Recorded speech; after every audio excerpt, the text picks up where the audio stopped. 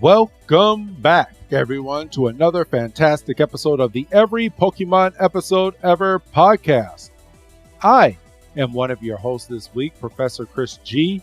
And on the other line with me is the man that gives all of the world sunshine. It's good old Dougie Fresh. Dougie, my man, how you doing? I wish I was doing that good. You don't give the world sunshine, bro? Not on days like today. It's so gray and yeah. You know what? I like gloomy days like today. Low key. I woke up this morning. I heard it storming outside, and it was storming really, really, really bad. And I was like, you know what? I can mess with days like today. And it made me sleep. And I was like, oh, I still got 3 hours before I got to clock into work. Bet. So, yeah, it was a good morning today. Those are nice moments when you know you can roll over and go back to sleep for a couple hours. Yep. Like you wake up and you're like, crap, do I got to be up already? But you don't. The best ones are, of course, on the weekend when you wake up and go, oh, damn. And then you go, oh, wait, it's Saturday. Yep. Well, I work sometimes on the weekends, so that doesn't pertain to me. Well, I guess that's true. You can sit there, you'll be like, yeah, it's freaking Saturday. And I'm just waking up and I'm like, all right, I'm clocking in now. Oh, man. Well, so like on a day like today, did you have to go into the office? No, I didn't. Oh, see, that's a Nope. positive. We all got to stay home because of weather, so it was good. Yeah. It was well worth it. So there's at least one positive anyway. So, what's new with you, man? It's been about 2 weeks since we've been behind the good old microphone. What's new with you these days? Just trying to keep my head down and stay out of trouble. That's cool. That's cool. I guess with me, I mean, nothing really new with me. We did get Nintendo Switch news and updates to Pokemon ZA. Well, not a release date, but we got some footage of Pokemon ZA from the Nintendo Switch 2, which, man, I am pre-ordering the mess out of this next Nintendo Switch. I'm hyped. I'm ready for it. I know you've been talking about it for a while, and I know you got excited when we were breaking down the Pokemon Day, about a month ago or whatever at this point, and you were excited when we were covering ZA because you're like, that means that it's going to be out, relatively in the same window as the Switch 2, which means it has a decent shot of, if not being made specifically for the 2, at least it'll be easy to optimize for it. Yeah. So we got some new specs. We're not going to go over all of that. That's not what today's podcast is about. But maybe I'll do like a little snippet like myself today or tomorrow, and I'll sit down and I'll just talk about this Nintendo Switch to drop and how excited I am. We'll call it the Chris way. There you go. Now, what the hell is that supposed to mean? It's the Chris way. That's transition. That's translation. Doug's not buying it. Doug doesn't care. Doug's not going to be on. Well, I wasn't gonna say it, but yes, you are not a Nintendo man. What else? My countdown days are coming up because I will be on my way to Vegas in literally 2 weeks from tomorrow, as of this recording, and I'll be on my way out there to go to WrestleMania 41, and I'll be out there for a good chunk of change, and it'll be fun. I think this trip is going to be a lot of fun. It's going to be a good show. and there's not going to be any shortage of stuff for you to do out there, just based on what we've been discussing. There's a lot of things, like things like meet and greets and just different things that I'm going to be doing out there. We're going to go to a couple shows outside of WrestleMania. It'll be fun. I'm actually excited because I actually get to go out there, and we're booked to meet the Street Profits and Damian Priest out at WWE World. So, you did pull the trigger on the Profits. Yes. Oh, sweet. Yeah. Well, my cousin wanted to, and he's like, you can be in my photo with me. And I was like, bet. So he got that one, but I got the Damian Priest one, so that's gonna be fun. Sweet. And yeah, so we will be meeting the Street Profits and Damian Priest. I was a little upset. Randy Orton went on sale today, and I didn't know, and he immediately sold out by the time that I went on there to go and purchase for him. Ooh. But he was a little pricey anyway, so I don't think I would have paid for a photo op with him. He was $150 per photo with him. I wonder if, because I don't think they'd be doing something so goofy. I wonder if the Profits will have the belts and the pictures with them. And I wonder, I'm sure they will. And I wonder if maybe you could hold one for a picture. That'd be pretty sweet. That would be pretty sweet. It's been a while since I've held a legitimate title, like John Cena's spinner belt that he says we all hated. When I went to WrestleMania 20, which one was it? 22 in Chicago? 22, 22? Yeah, 22. Yeah. When I went there, they had a big tent out, and people got to go and walk through. And on the inside, you got to take a photo with the actual John Cena spinner belt. And I'll never forget picking up that title for the first time. I was like, whoa, this thing is heavy. Dude, that thing was heavy. Yeah, I think you sent me that. I mean, this has been, what was it, 06, so I mean, it's long gone. I know I had a picture of you at one point. Yeah, I still have that picture. Stored away somewhere. I think it's on my Facebook somewhere. Don't that. Yeah, people. I had a Facebook. It was a thing. Yeah, I held that title, and boy, that title was so heavy. Oh, you could probably see it in my face too. It was a heavy boy. It was a big boy. So, yeah, because I remember, because you bought a replica.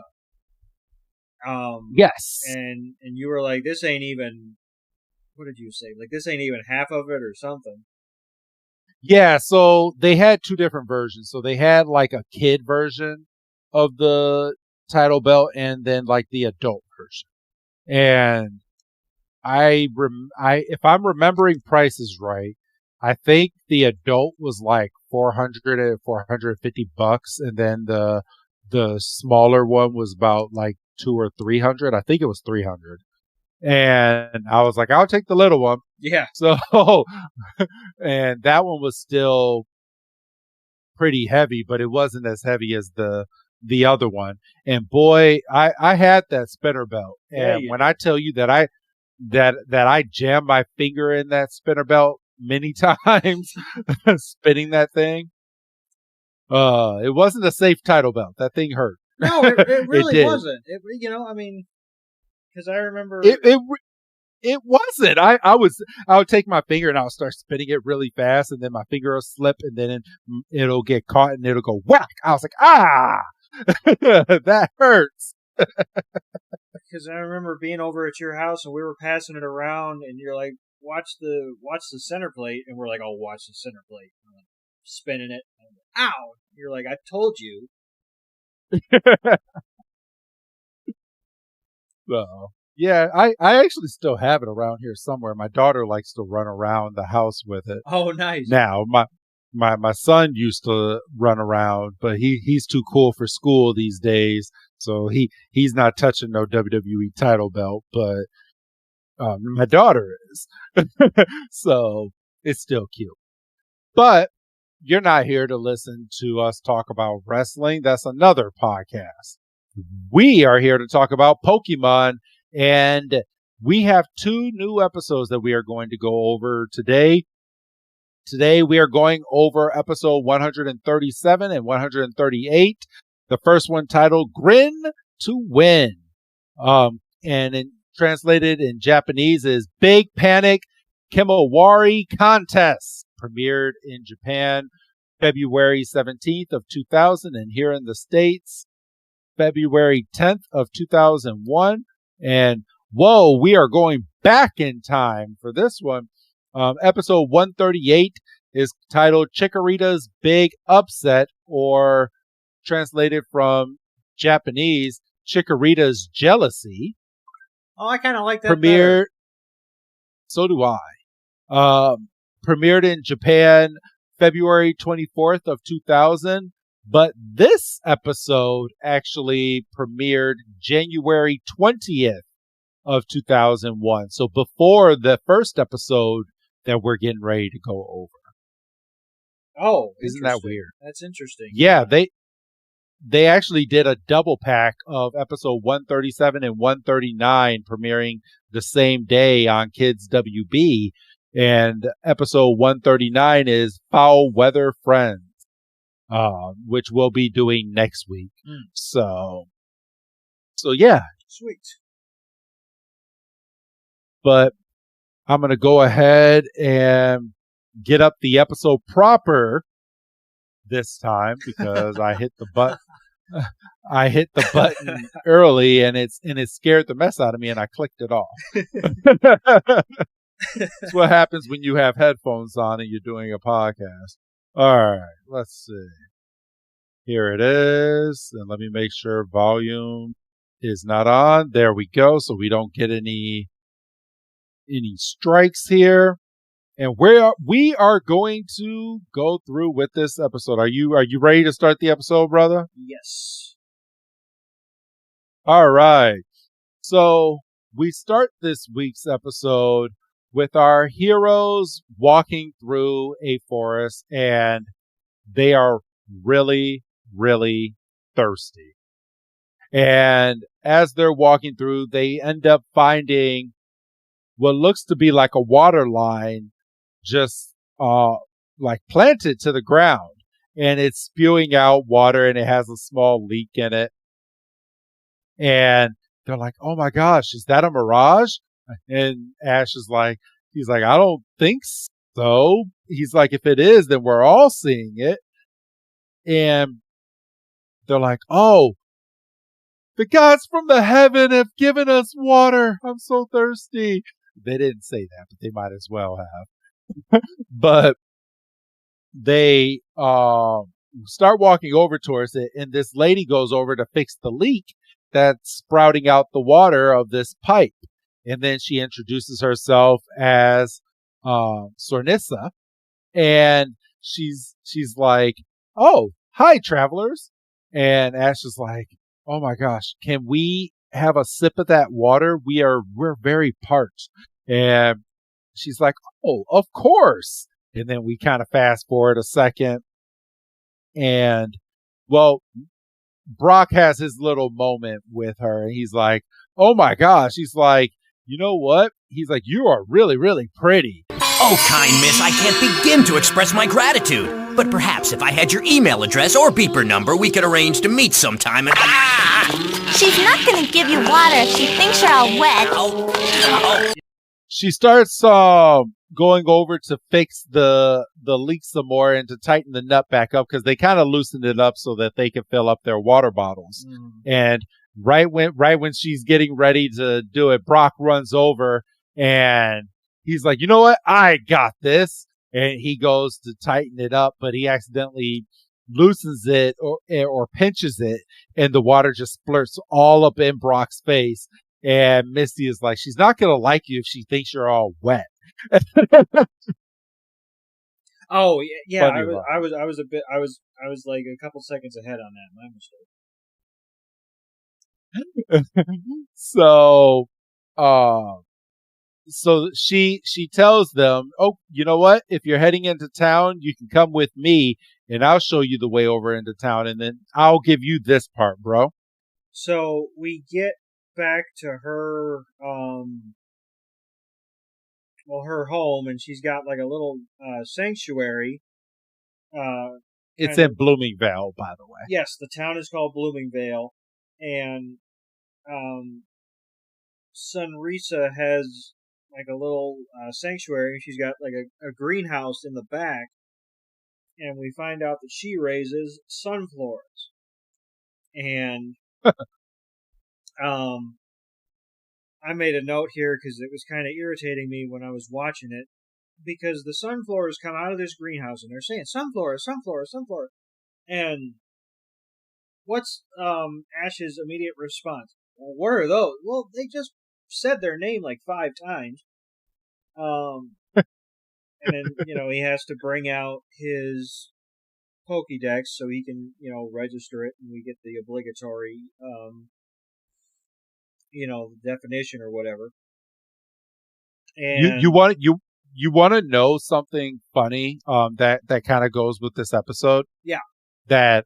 So I actually watched this episode with my wife, and my wife is Hispanic, and when she heard Sunrisa's name, she looked at me and she's like, "Do you know what that name means?" I was like, "No, what are you talking about?" She's like, her name means to smile in Spanish. Oh, sweet. Yeah. And so Sunrisa means to smile in Spanish. So that's a little Pokemon trivia that we have here for you. And that's really cool, because the whole crux of this episode is to get Sunrisa's favorite Sunflora to smile, because we see 3 of them come out of the greenhouse, and 2 of them are happy and just excited to greet a new day, and the other one, the last one to come out of the little hut, is just kind of like, oh yeah, Sunflora, Sunflora. And our heroes immediately catch on that, and they're like, oh, what's the matter with that one? It's kind of, down in the dumps. And she's like, that's my best Sunflora, and that's the one I'm trying to enter in the contest. And they're like, oh, there's a contest. And then she kind of goes into the explanation that there's a big festival every year, and all the trainers get really into it, and we see a bunch of different trainers with their methods of care for their Sunfloras. Like, one Sunflora is wearing a mud mask, one Sunflora has gone to the tanning salon, and and they're like, oh, how many times have you won the contest? And she's like, I have never won, but my neighbor, he wins all the time. But I think I've got a good shot this year, but I just can't I can't get my Sunflora's mood to turn around. So what does Brock do? Because he's being driven by his little weenie. He immediately runs up to the Sunflora and is doing faces and stuff. And, the Sunflora is not even reacting. And he's like, well, Pikachu tries the same thing. Yeah. And they do it out of love. I don't know about Brock. I think Brock does it out of horniness. I mean, you might not be wrong there. But they're like, oh, what? Yeah, and she's like, well, I'm gonna enter it into the contest, but I would really, like to get the frown to turn around. And then, we see that, they've reached their daily allotment of sun or whatever, and they hightail it back into the greenhouse for the night. Yes, and we find out as well that the Sunflora, they cannot stay awake when it's nighttime. The darkness automatically makes them tired. So, and that's going to play a key into this episode going forward. Just an FYI. So our heroes leave Sunrisa's house and they go over to the Pokemon Center so they can go and grab a good night's rest. It must be nice to be able to go over to a Pokemon Center and just be able to go there and sleep, and it's legal and it's free and all of that good stuff for travelers. Isn't that nice? It has to be, and I mean, like you said, I think it has to be free because we've never seen about, oh, I don't have the money to stay here. We've got to figure something out. I'll bet you they got to do something, like they got to show like registration or something. I'm sure they do, but they've they've never said it. They've never said it. But so from here, right after that, we get an outside view of Team Rocket making their appearance into this episode, and Team Rocket is looking at kidnapping all of these Sunflora for their own personal gain and giving it over to Giovanni, and it will brighten up his day. Right, Doug? That was clever. And Meowth's like, ordinarily I would fall in, straight in line with the plan. However, why don't we pick one of these Sunfloras and enter that contest? And originally, Jesse and James are kind of which is stupid. It's that is the stupid plan. How do they think they're going to enter a contest with a stolen Sunflora? Well, see, they're not really thinking about that because they're more blinded by the prize. Because originally, Jesse and James are kind of like you. They're like, oh, why would we bother with a contest? Technically, it's not our Sunflora. We can get found out, and then, we get thrown in jail, and ain't nobody got time for that. And Meowth's like, oh, but I've heard that the prize is a year's worth of instant noodles. And, like, Jesse and James' tone changes on a dime. They're like, oh, hot damn, instant noodles. We could fill a swimming pool. We could be Scrooge McDuck. We'd be living high on the hog if we had all those instant noodles. And they're like, you know what? Why don't we do that?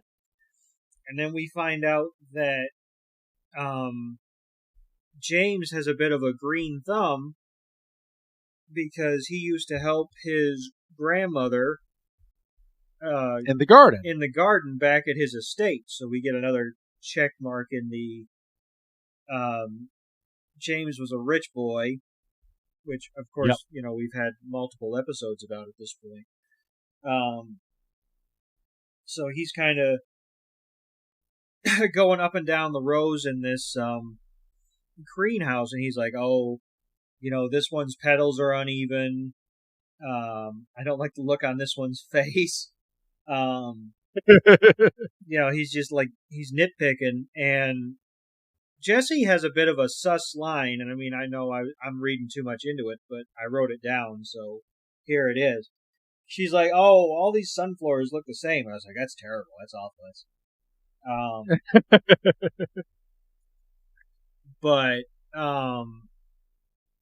and Jesse's also kind of like, how are we really supposed to tell? I mean, we're in darkness, and Meowth's like, but I've got instant sun, and he pulls out a flashlight, a big old flashlight, and he's shining it in these Sunflora's faces, which has to mess up with their internal clock. And I mean, we'll see that a little bit later in the episode. And they're kind of going along, and all of a sudden Meowth trips, and he stumbles over, and he hits the alarm button on the wall. And he's which prompts a loud ass alarm. He's like, oh, this button ran into my fist. I thought that was kind of funny. So Jesse and James... they hightail it. Yeah, they're out of there. And they leave poor old Meowth behind.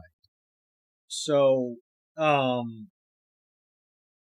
obviously because it's Pokemon, Ash and the gang have to stick their nose into it because otherwise, what else are we doing?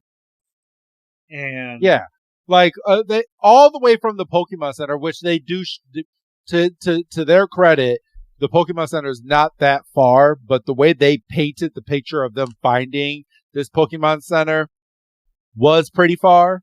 So, there's a guard, and the guard comes out, and he's like, "Hey, thieves!" Jesse and James go running, and since Meowth stumbled over, he gets caught, and the guard hog ties Meowth. And then Ash and the gang come running over, and they're like, "What's going on?" And Meowth is like, "I ain't saying nothing." And they're like, "Meowth."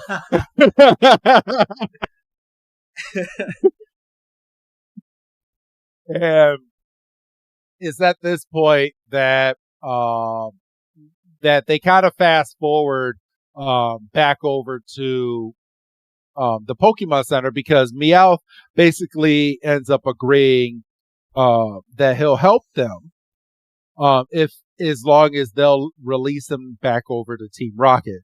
But in order to release him back over to Team Rocket, he needs to help them. So they get the bright idea that Meowth can speak English, and he can talk over to Sunflora to find out why Sunflora is so unhappy. And Doug, what is the reason that we come up with that Sunflora is very unhappy? We find out that Sunny, the Sunrisa's Sunflora, is depressed because one of its closest friends, who used to live next door, used to be one of Cyrus's Sunflora. That's Sunrisa's neighbors, is Cyrus. And he used to have a Sunflora that Sunny was really close with. Well, she's, moved out, or moved along, or however it's phrased. And, I mean, you know how it is when you're really close with somebody and they move away or whatever. And, I mean, even with cell phones these days, you might not see people as often as you should. So they basically take that information to Sunrisa, and they go over to Cyrus, and Cyrus is like, "Oh, I gave her away, or she moved on, a long time ago." And come to find out that it's not too bad, because that Sunflora is now with Nurse Joy, and they get reunited, and there's a little mini dance party, and the Pokemon music starts playing, and it's it's a song from one of the recent movies. It's whatever. It's like Together Forever or whatever. Yeah, Together Forever, no matter how long. Yeah, I like that song. And I'm sitting there the first time I watched it for the show, which was a couple weeks ago. I mean, I rewatched it since to refamiliarize myself, but I'm sitting there going, "Oh, that was a quick episode," and I looked, and it's not even at the halfway point. I was like, "What in the hell?"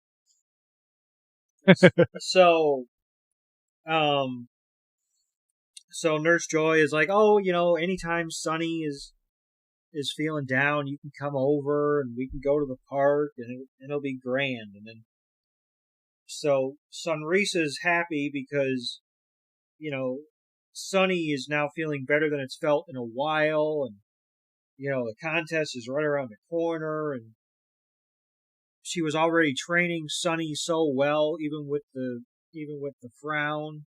She's like, now that that's behind her, I don't think there's anything that's going to stop us. And then from here, Meowth is free to go back over to Team Rocket, and at that point, Team Rocket gets the bright idea of dressing Meowth up as a knockoff Sunflora. Which how did this Sunflora even pass to even get in the competition? I don't know. Yeah, because so they put Meowth in a Sunflower costume, which if you were far enough away and you weren't really paying that much attention, it might pass muster. But Up close. But yeah, because we're at the competition and Meowth is standing on stage, and the judges are idiots. They're like, "Oh, what's going on with this Sunflower? It appears to have thorns, and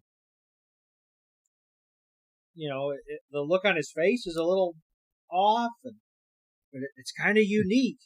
And and Meowth's eyes are all taped down too. I think it's Cyrus's Sunflora, Dorabelle, and Dorabelle is like, jacked and massive, and Brock's sitting there in the crowd going, "Oh, I think he's giving that one steroids." I was like, "What are we doing?" It's like, this episode's out of pocket. So it's at this point that they're all up on stage, and after the announcers are like, "That's an odd looking Sunflora," we have Snubble, who followed them from the town before, creep up, and Snubble walks right over to Meowth and bites Meowth right on his tail, and Meowth is like, "Ah, that hurts," and the judges are like, "That's no Sunflora. What's going on here?" And Meowth is like, "The jig is up," and Team Rocket throws out a smoke bomb and then starts going into their motto. Jesse then takes Snubble off of Meowth's tail and chucks Snubble like a football. Snubble is gone until the end of the episode. Like, yes, and I mean the very end. Like, Snubble is out of there. And Team Rocket is now planning on stealing every last one of these Sunflora in this party. And they have the sunbeam lamps planted all around the common area that they're doing the contest at. And it's beaming off the sun from the sky onto these lights, which is beaming onto the Sunflora. And one thing that we learned in this episode is when these Sunflora get too much light, their heads grow really, really, really big. It gets like 3 times its body size, and the Sunflora can't hold their head up. So all of them, they grow their heads and then they flop onto the ground. They grow their heads and they flop on the ground. And Ash is like, "We can't have this keep going on. Come on, let's go and fight Team Rocket." So Team Rocket throws out their Arbok. Ash throws out Chikorita, and it's from here that Chikorita does its Razor Leaf attack, because in the background they've rounded up all these Sunflora and they're getting ready to take it off in the Team Rocket balloon. And Chikorita rescues all of the Sunflora by cutting the rope, and the rope just comes crashing right back down onto the floor. Pikachu tries going in to use a Thunder Shock, and Chikorita's like, "No, this is my game," and tackles the mess out of Pikachu. And Pikachu is like, "What the hell?" And its Thunder Shock goes and hits every last one of the lights that is producing all the reflection, which is making all of these Sunflora top heavy. And then from there, Pikachu finally gets a hold of itself, and it does its Thunder Shock, and it shocks Team Rocket, and Team Rocket goes blasting off again. Doug? Yeah, and Sunreese's Sunflora Sunny was able to help with the Solar Beam attack after it was able to recoup some of its energy. Like you said, Team Rocket gets blasted off, and then, we have the contest, and Sunreesa finally wins. And I think she won because her Sunflora ended up helping save all the other Sunflora, which is kind of cheating in a way if they're counting that. It is a little bit, but then again, you figure if it wasn't for them, who knows what would have happened. But true.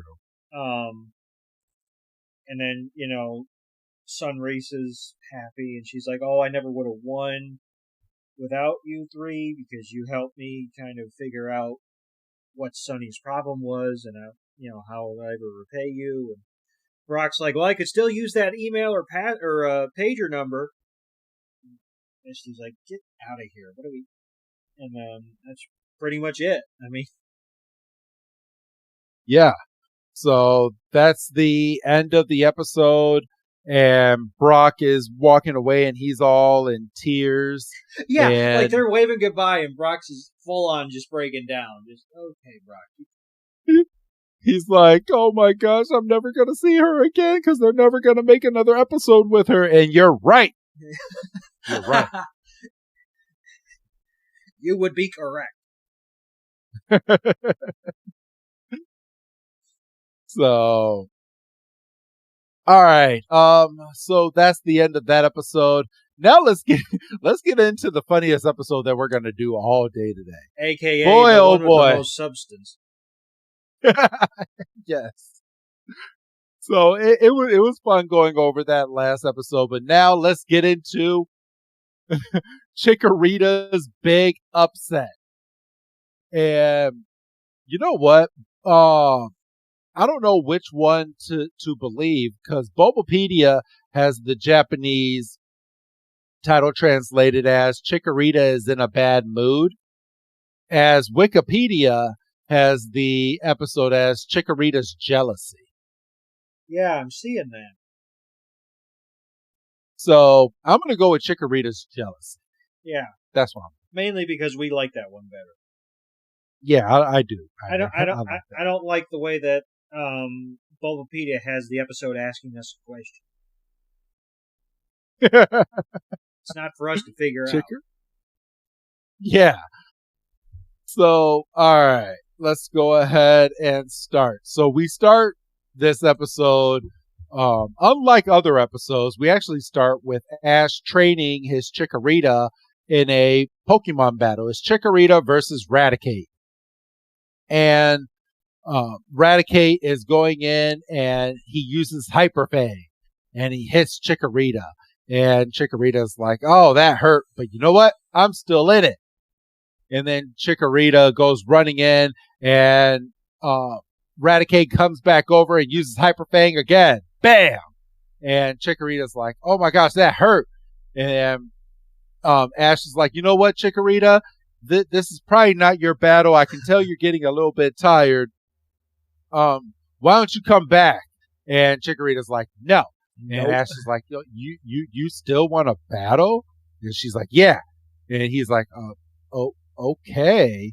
And Brock is like, "I think this Chikorita is real determined to win this match." And it goes and it's using its Razor Leaf over on Raticate, and it hits it. And Chikorita's just breathing. She's like, and Ash is like, "You know what? It's time. Chikorita, come back. I'm going to substitute you in for Pikachu." And Chikorita's like, "You're gonna what? No, you're not." And Chikorita jumps out of the way of being returned. Good aim! But now I'm replacing you with Pikachu. Chikorita, return! Chikorita, I said return! Stop it, Chikorita!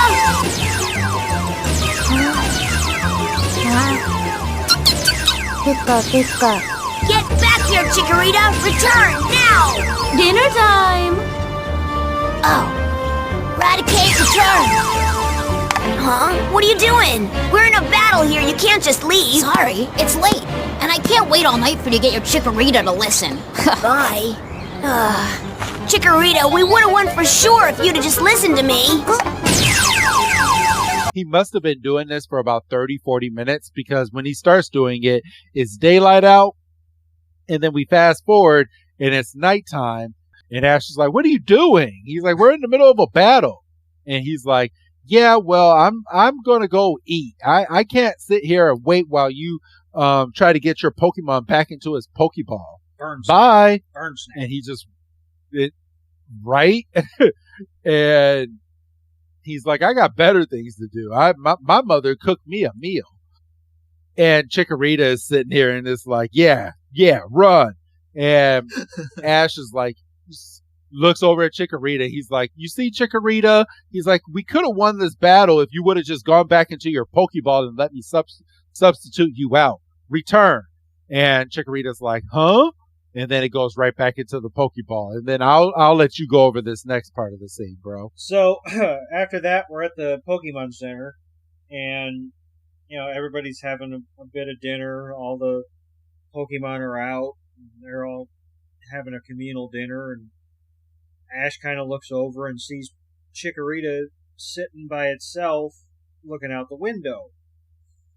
Ash is like, hey, Chikorita, why don't you come and join the meal? And Chikorita's like, I am upset. So Pikachu, trying to be, good little doobie,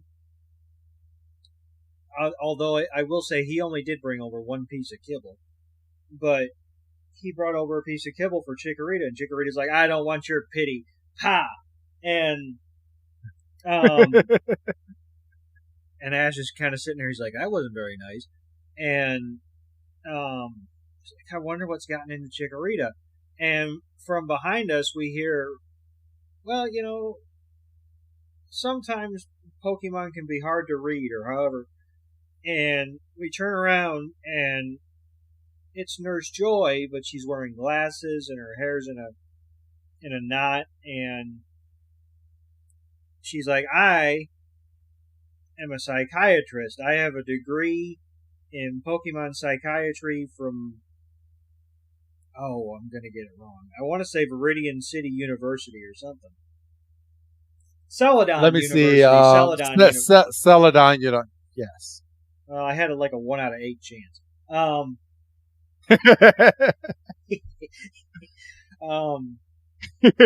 And she's like, I have a master's in Pokemon therapy. And Ash, I have a bunch of dumb shit written down.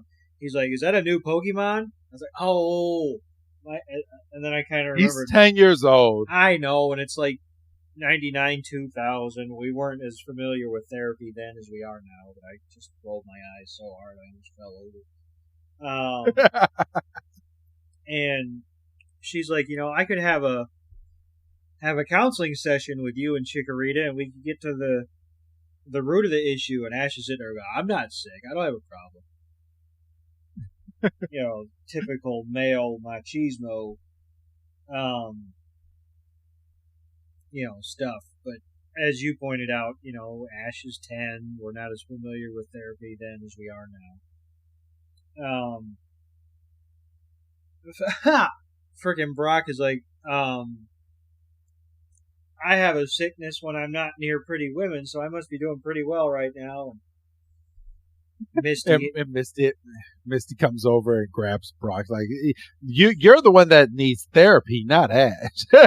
Something about you're not covered by her HMO or whatever. So and it after a while, Nurse Joy ends up figuring out that Chikorita is jealous of Pikachu.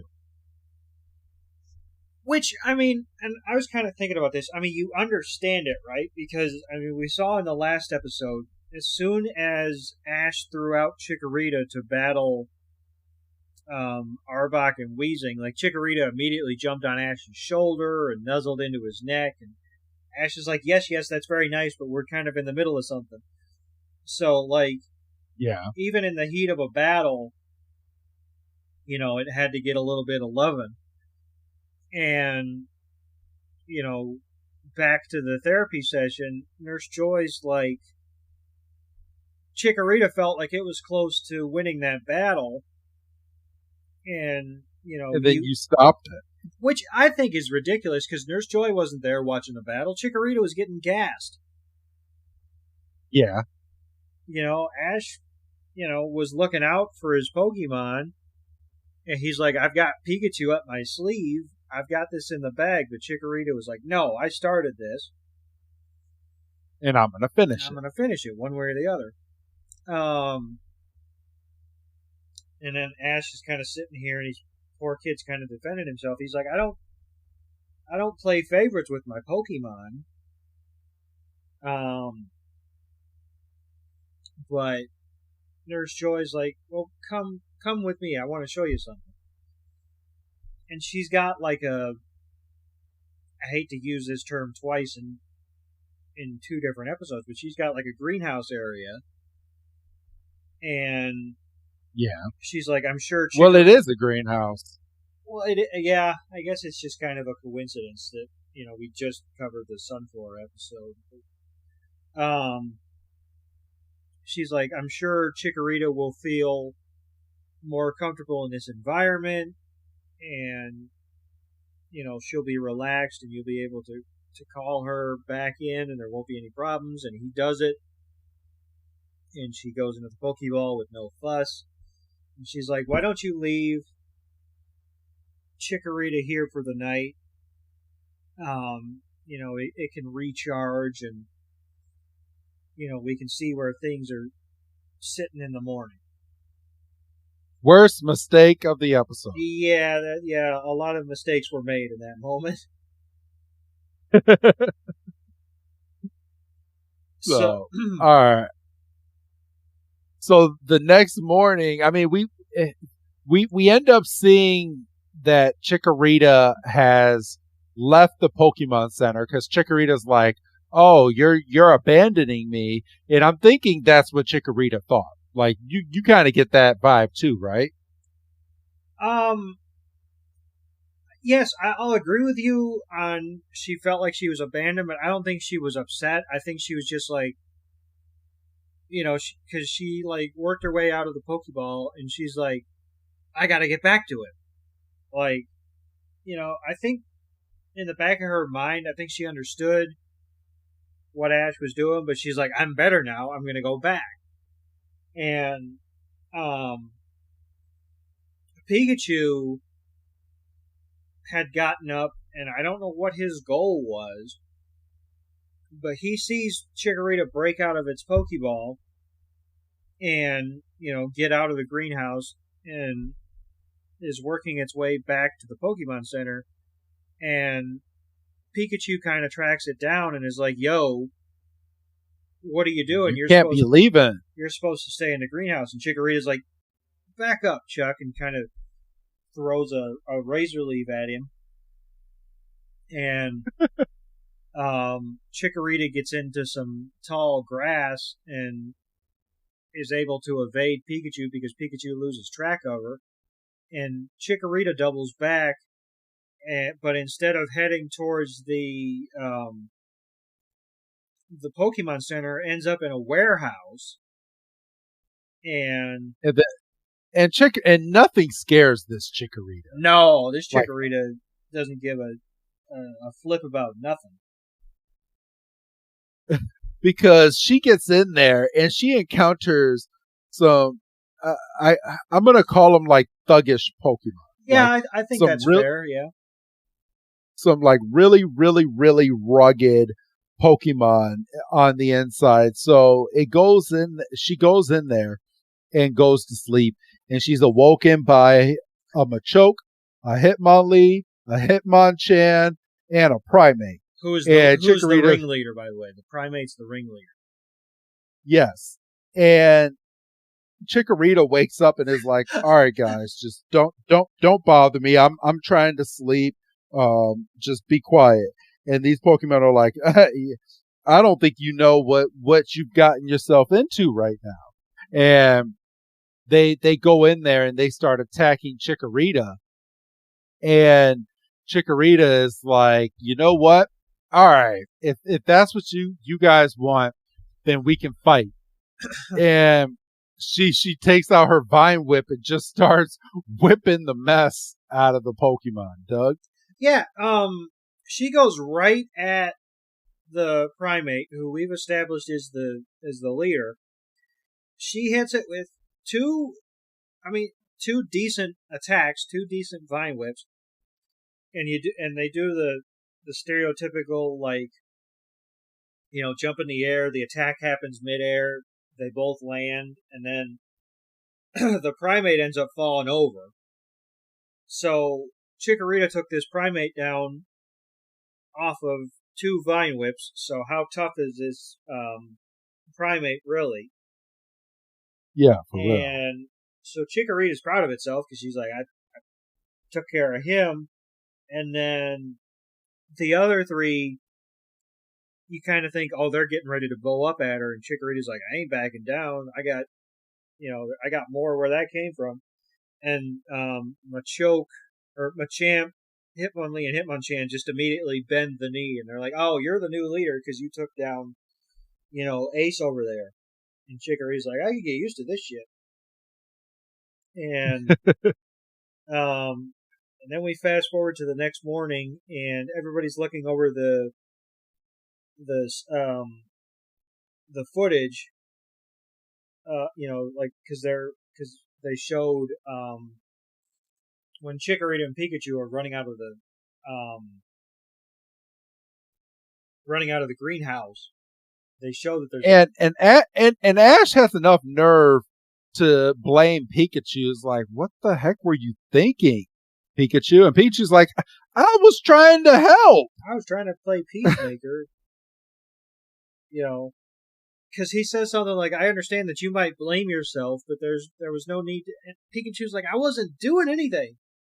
If I was doing anything, I was going to go try to apologize. And they're like, well, what if... And Ash gets the idea to send out Bulbasaur to try to search for Chikorita because they're both grass types, which is fair. Yeah. Because, we saw that Pikachu lost Chikorita in the tall grass. And then we also get Team Rocket, who overhears that Chikorita and Pikachu's disappearance is a good thing, and they're like, oh, we might be able to go and get them and be able to capture them and have them for ourselves. If I were you, I'd prepare for trouble. You're sounding even scarier, Jessie. Oh, thank you, James. I've been working on my evil inflections lately. This is it, Jessie. The twerp said Pikachu and Chikorita have run off together. This is our chance to grab both of them and bring them back to the boss. And now all we have to do is get to them before the twerps do. James to Meowth. Do you read me, Meowth? Over. How's the view from up there today? Perfectly clear, Jimbo. We just heard the twerps Pikachu and Chikorita are on the loose. Try to spot them. Roger Wilco. What do we have here? Meowth's like, he sees Pikachu first, and Pikachu's going through the same tall grass that he lost Chikorita in the night before. And this is when Pikachu enters the same warehouse and he sees Chikorita.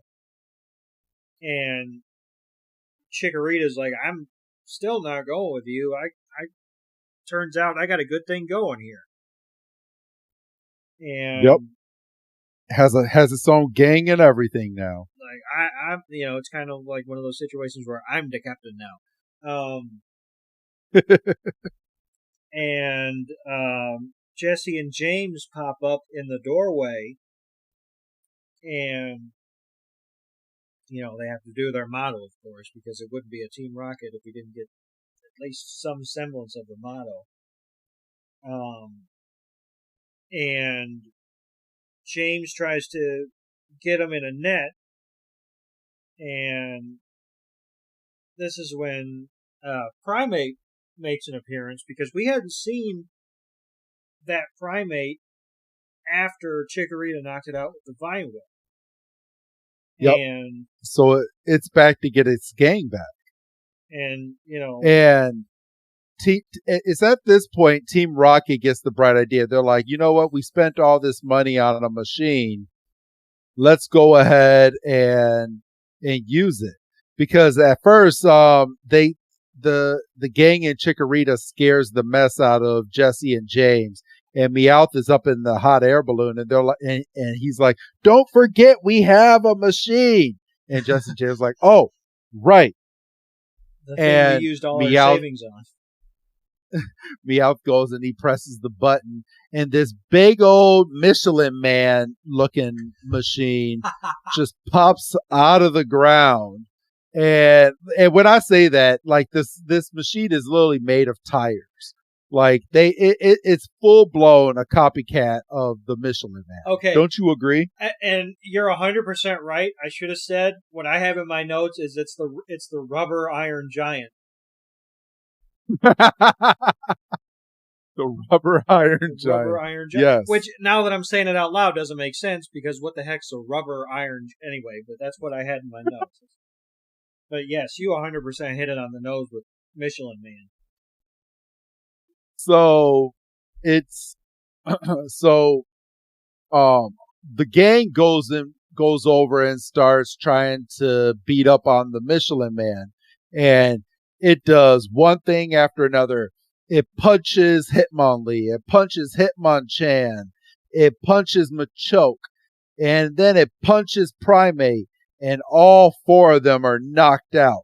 And then Primate is like, "Oh, you SOB," and Meowth is like, "Oh, this is gonna be real easy." And Jesse and James like, "Hey, this is gonna be real easy." So they go and try to use one of their, oh no, I was about to say a net, but it doesn't use the net. It takes its big old rubber gloves and it goes and it grabs Pikachu, and Chikorita now has to use its razor leaf over on this big Michelin Man. Now, this is where I had a problem. Mm-hmm. Because Pikachu does a Thunder Shock.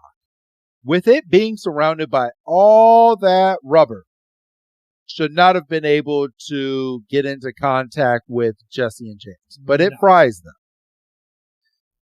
Which is ridiculous. Which, I mean, how many times have they done that in the past where they've either got the rubber gloves that you would use to clean a kitchen, or they've got like a shock-proof glass container or something, but they've got this big,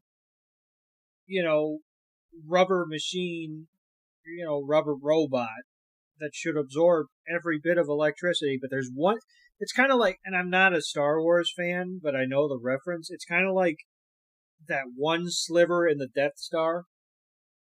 Yes. Like why wasn't the Death Star completely sealed? Why was there even, the percentage chance that if you did something just right, you could reach the center of it? Yep. And I like your reference. So Chikorita cannot save Pikachu with its razor leaf, and then it goes and it gets grabbed by Team Rocket, and Team Rocket's like, now we got Pikachu and Chikorita. Ha ha ha ha ha. And it's squeezing the mess out of Chikorita, and it's squeezing the mess out of Pikachu. And Ash is like, "What are you going to do?" And Ash is like, "I'm going to save him." And then, okay.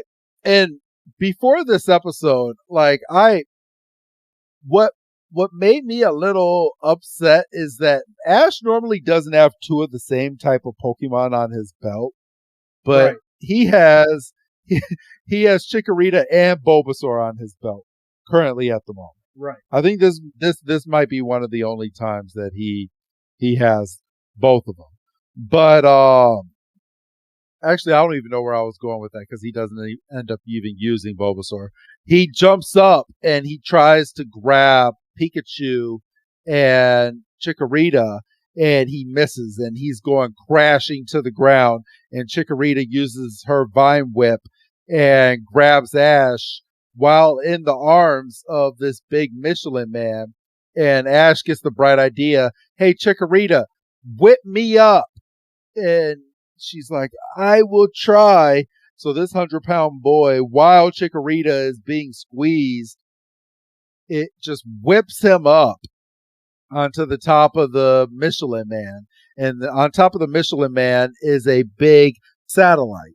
And the satellite is how they're able to control this Michelin Man with a remote control. So Ash goes up there and he's like, "I'm going to break this satellite." So he breaks the damn satellite.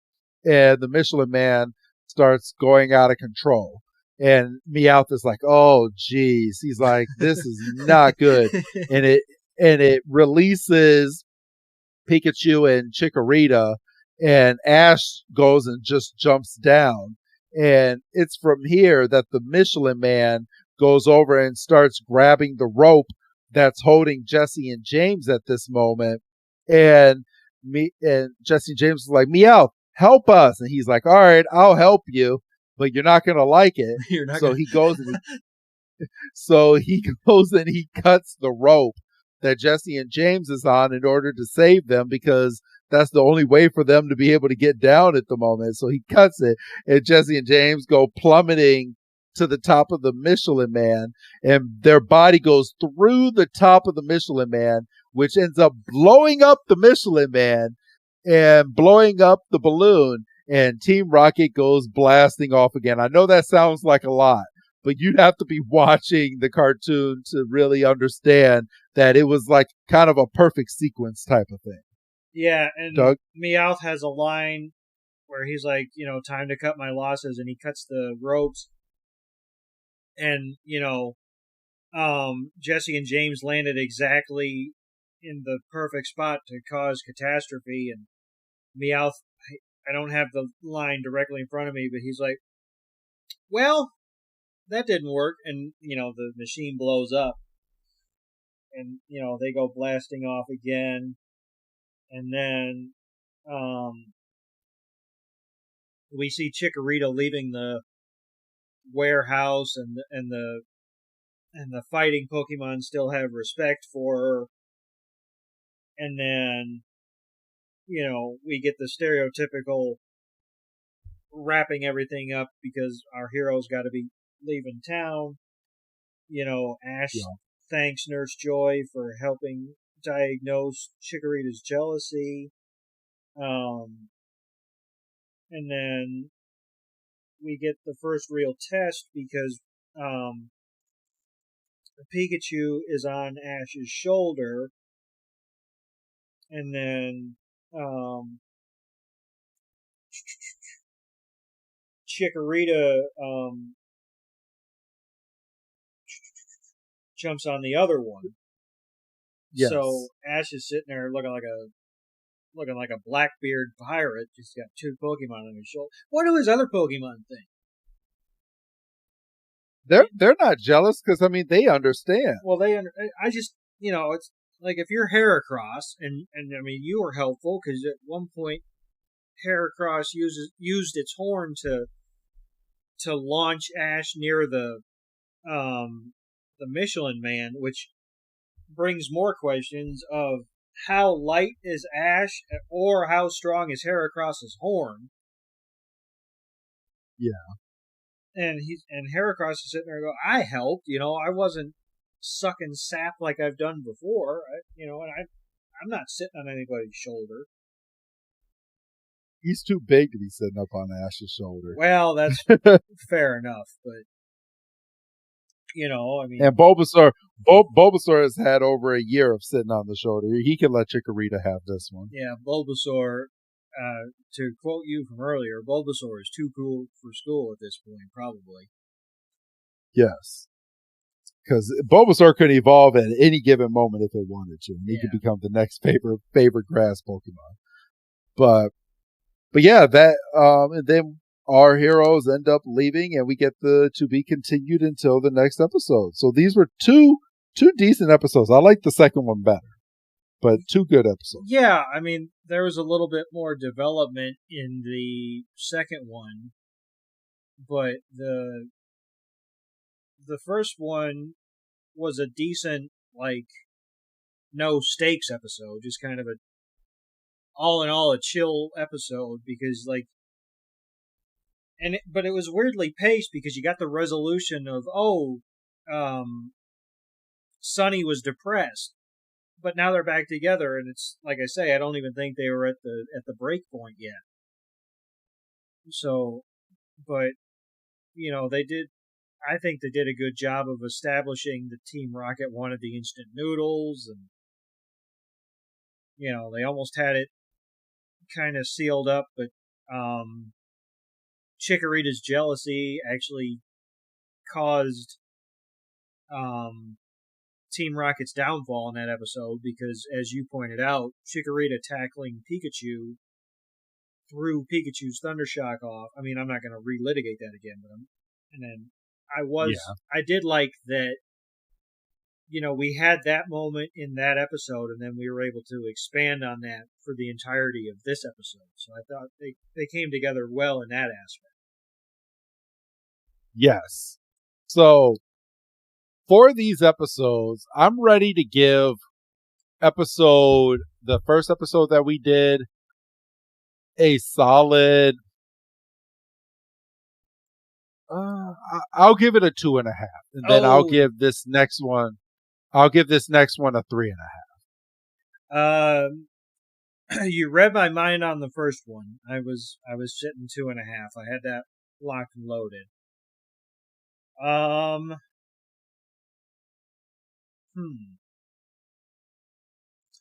think I have to slightly disagree with you on the Chikorita episode. I think I have to go 3. Okay. I think I have to go 3 because, and even the narrator at the end of the Chikorita episode was like, well, it seems like, everybody's on the same page and seem to be getting along. And he's like, for now. So even the narrator, he's skeptical. Even the narrator's like, yeah, I've seen this movie before. So all right. So we're done there. I guess because I didn't do it last week, I guess I can go ahead and give away a Pokemon pack code for this week, and I have quite a bit of them. So which one should I give away? Let's see. Let's give away. Let's see. I have Prismatic Evolutions, and then I also have Surging Sparks. Let's go ahead and give away Surging Sparks. So let me just make sure that I'm giving the right one. So 2, 3, 4. Okay, here we go. So today's code is going to be KCV GPNW WMV CH4. And that is going to be today's code. Go ahead and put that into your Pokemon trading card game and get a free pack on us. So, Doug, do you have anything else to add to today's episode before we go off into the sunset? No, I think at the end of the day, I think these episodes came together really well. Like I say, we saw Chikorita's jealousy in the first episode, and it was able to be the main plot point of the second one. I like that even though Ash was skeptical about therapy at the outset, he relented, and he got a little bit closer to kind of understanding his Pokemon.